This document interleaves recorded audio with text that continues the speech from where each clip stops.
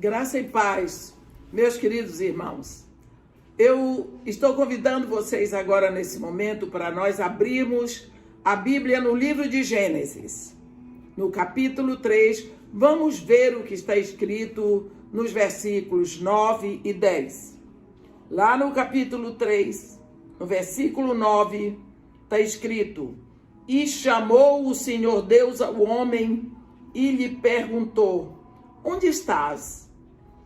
Ele respondeu: Ouvi a tua voz no jardim, e porque estava nu, tive medo e me escondi. Mas nós podemos imaginar como era bom antes deste momento. A Bíblia diz que Deus estava lá com eles todos os dias. Na viração do dia, Deus passeava ali com eles no jardim. Que coisa interessante que antes do pecado, Adão e Eva se deleitavam na presença de Deus. E nós podemos imaginar aquele casal, depois que Deus saía dali, a vida deles era uma expectativa pela próxima visita. Como era bom o momento que eles poderiam se abastecer em Deus. Mas então, depois daquele momento, Deus pergunta: onde estás? Ah, eu ouvi a tua voz. Mas porque estava com medo de Deus, o que foi que aconteceu? Que a presença de Deus, que hoje lhe causa tanto prazer, amanhã lhe causa medo. Nós precisamos ver que a Bíblia diz no versículo 15 que um e outro, o homem e sua mulher, estavam nus e não se envergonhavam. Será, eu lhe pergunto hoje, será, meu irmão, que o medo está lhe levando a se esconder de alguém? Será que o medo está fazendo você se esconder do seu chefe?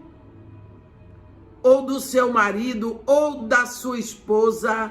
Ou do seu colega?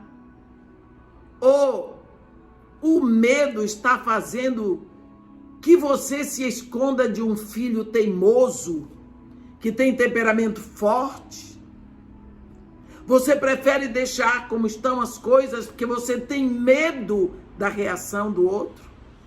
Você não sabe como seu filho vai reagir? Ou como seu marido vai reagir? Ou como sua esposa vai reagir, seu colega? Quando Deus chamou Adão: onde estás? Ele respondeu: eu me escondi porque tive medo. Você imagina medo de Deus? Desde esse acontecimento, nós nos escondemos através de sorrisos forçados, rimos até de piadas imorais que o chefe diz.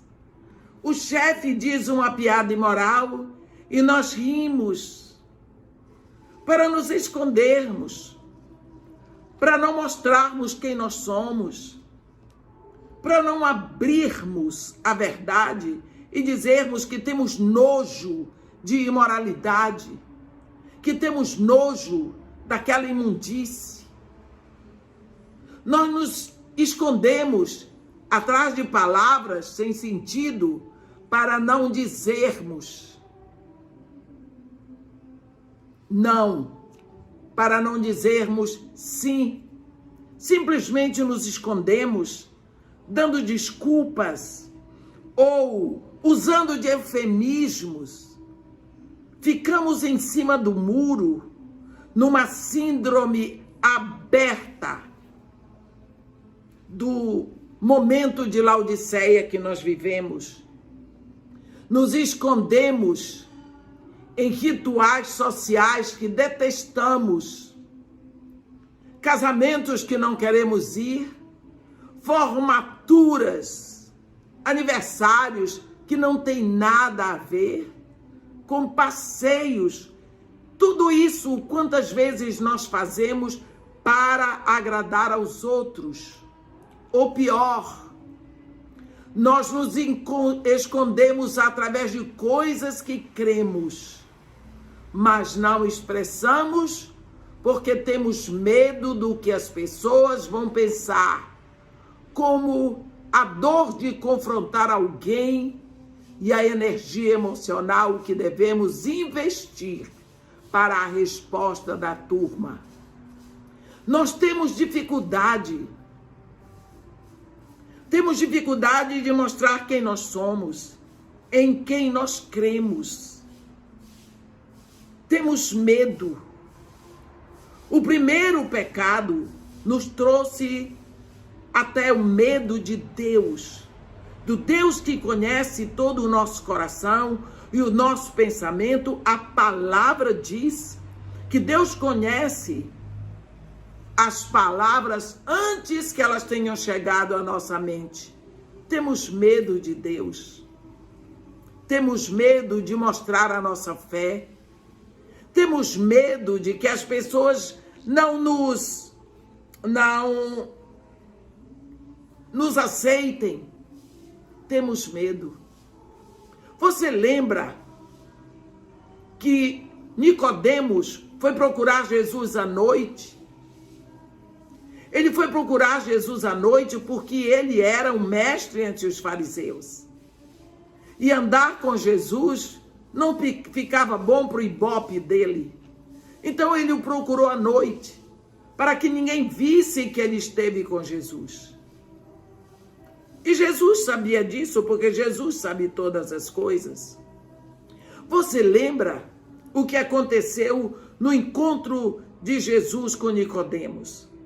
Nicodemos disse para ele: tu és mestre em Israel, tu não sabes essas coisas tão básicas, que aquele que nasce da carne é carne e que o nasce do espírito é espírito. Jesus estava dizendo para ele: o gato nasce da gata, o cão nasce da cadela. Se você é filho de uma mulher, você é carne porque é filho da carne. Mas se você quiser ser filho do Espírito, você tem que nascer do Espírito. E Deus é Espírito. Então, existe um outro nascimento. Ele saiu dali aprendendo que existe um outro nascimento. E que o segundo nascimento é mais importante. Por quê? O primeiro filho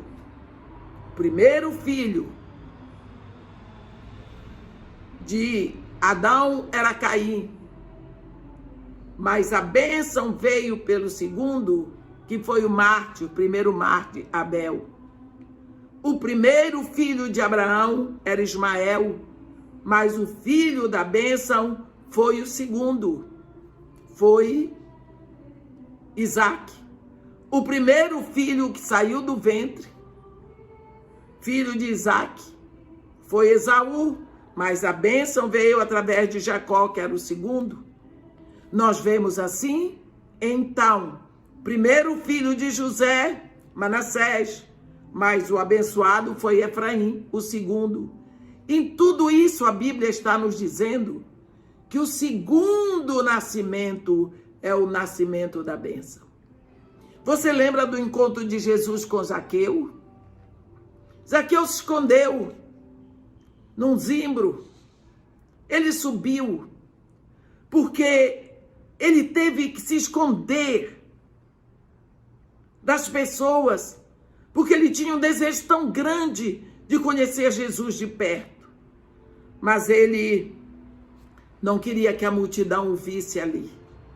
Ele, lá no fundo, sabia que ele era detestado. Nós vamos ver que como Jesus cura no sábado no tanque de Betesda, no poço de Betesda, alguém que se escondia das multidões. Nós vemos que a samaritana ia ao meio-dia ao poço para se esconder das outras mulheres. Nós vamos ver que quantas vezes nos escondemos para parecer melhor ou para parecer igual ao ambiente que vivemos. Temos vergonha de expressar quem nós somos. Parece fácil agir como se as coisas não tivessem muita importância e fazer de conta que a gente concorda, não é? Isso a curto prazo vale a pena, mas a longo prazo não funciona. Por quê? Porque a paz não é a ausência da discórdia. Quando nós permanecemos em silêncio para evitar o confronto, terminamos, de fato, evitando algo muito mais importante, que é a intimidade, a clareza, a honestidade, a lisura de alma, a paz. Quando nós não confrontamos a situação que desagrada a Deus, lembre, meu irmão, eu não estou falando em confrontar pessoas, eu estou falando em confrontar atitudes, em confrontar pecado. Então nós terminamos pior, porque quando você se torna tão fleumático, quando você se torna tão flexível, você passa a concordar, você entra em concordância, você pensa de um jeito, mas a sua atitude é outra. Nós lembramos do profeta, do sumo sacerdote Eli. Ele foi tão fleumático com os filhos dele, que ele passou a concordar com o pecado dos filhos. Ele se tornou conivente, porque ele foi complacente. Quando você é complacente com o pecado do seu filho, você se torna conivente. Você peca junto com ele. Você vê que os filhos desse sacerdote, sumo sacerdote, eles morreram na guerra como heróis. Mas Eli morreu morte de maldição, porque ele caiu da cadeira quando soube de tudo e quebrou o pescoço, ele morreu por asfixia. Nós precisamos chamar os nossos filhos e confrontá-los com a verdade, com calma. Fale com seu marido, confronte o comportamento com calma. Chame sua esposa, peça que a ouça, confronte, traga a situação à luz. Por exemplo, quando você não fala, não desabafa no trabalho, porque você teme formar ondas contrárias de antipatia, você se torna ressentido, alienado, distante do grupo e com a sensação de ter perdido a chance de melhorar as coisas. E é isso que você fez. Você tem que sentar e conversar. A Bíblia diz que todas as coisas Deus fez por meio da comunicação, por meio do verbo, por meio da palavra. E sem a palavra, nada do que foi feito se fez. Quando você tem medo de confrontar problemas no seu casamento, o que deve ser feito em amor e não na hora da raiva, você se torna emocionalmente distante. Você vai engolindo. Eu estou nesse casamento, mas eu estou engolindo sapo. Você pode engolir o brejo todinho. Não vai resolver. Quando você vê apontar o primeiro sinal de discórdia, convida o seu cônjuge, vamos sentar. eu quero abrir o meu coração com você para ver se você me ajuda a compreender o seu pensamento. Nós estamos numa sociedade chamada casamento. Essa sociedade, 50% das ações são minhas, 50% das ações são suas, e nós não podemos simplesmente falir. Eu tenho percebido isso, faço uma lista, e eu quero que você me diga como é que você está pensando e de que forma nós vamos chegar a um ajuste, porque nós prometemos viver juntos. E nós casamos para viver juntos. Senão, a sociedade vai falir. E os acionistas que vão carregar o prejuízo são seus filhos. Eles vão ser a parte mais prejudicada. Porque eles ficam sem o princípio, o lar. Eu quero lhe dizer uma coisa. No ninho pisado, não fica um ovo inteiro. Então é preciso confrontarmos atitude logo que você vê começar. Quando você recusa compartilhar sua fé com outros, porque você tem medo de ser ridículo, você perde a oportunidade de oferecer a esperança àqueles que precisam. Jesus Cristo foi lá na cruz e quando ressuscitou, ele nos mandou ide, anunciai a todas as nações, fazei discípulos. Nós precisamos anunciar. Observe, você não vai se anunciar, você vai anunciar um trabalho de redenção que já está feito, já está pronto. Você vai anunciar que o preço da nossa dor, do nosso afastamento de Deus já está pago. Você vai anunciar que está tudo pronto. A sua mensagem é de boa nova, não é de más notícias. Jesus Cristo não mandou você avisar que o inferno existe. Jesus Cristo não mandou você anunciar a má notícia. Ele mandou você anunciar que nele o caminho está de volta aberto para o Pai. Nós só precisamos andar ali. Você não vai anunciar denominação, nem vai anunciar para eles que a sua igreja é melhor. Não, nós vamos anunciar a boa nova de que em Cristo todos nós temos um caminho de acesso, de volta para o Pai. Mas nós vamos como pecadores, através de Jesus, não simplesmente para Deus, mas para Deus como Pai. Observe a palavra que Jesus Cristo diz: eu sou o caminho e a verdade e a vida.